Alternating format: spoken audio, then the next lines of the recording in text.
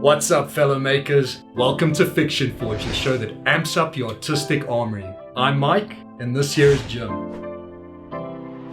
On today's episode, we'll be showing you how to make a coronavirus-shaped bouncy ball from a tube of silicone you'll find at any hardware store. And I do see how this could send a mixed message about playing with viruses. So let's just say we're making a robust model rather. That just so happens to be fun to play with. Here's what you're gonna need.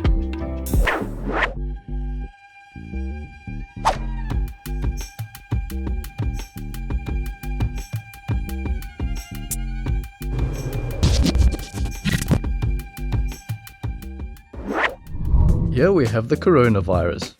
At first look, it seems complex, but on closer examination, the surface only seems to have three distinctive features.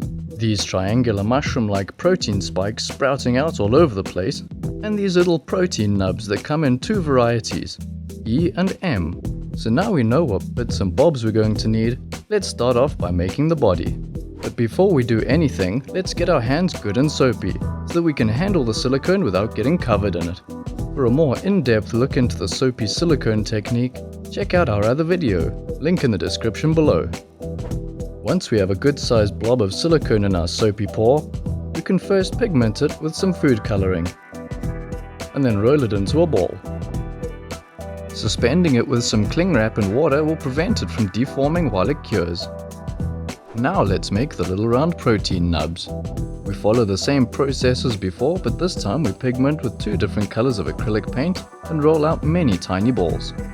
When we've rolled up enough of them, we can discard the excess silicone responsibly. And now for the final component, the weird alien knobs that the virus uses to knock up your lungs. With the quick and easy process of making all the parts complete, we can get to sticking all the pieces on. A bit of clear silicone does the trick. Just don't try to stick them on all at once. Do it in a few sessions.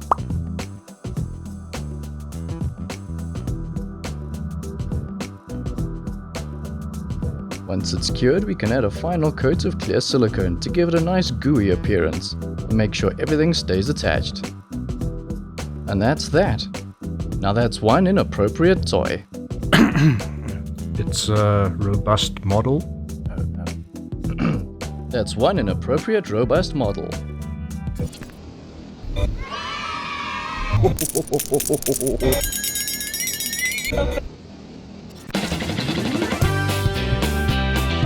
Man, this thing is fun. I know, right? I feel so guilty playing with it. Yep, I think I'm gonna go wash my hands. I should probably burn mine.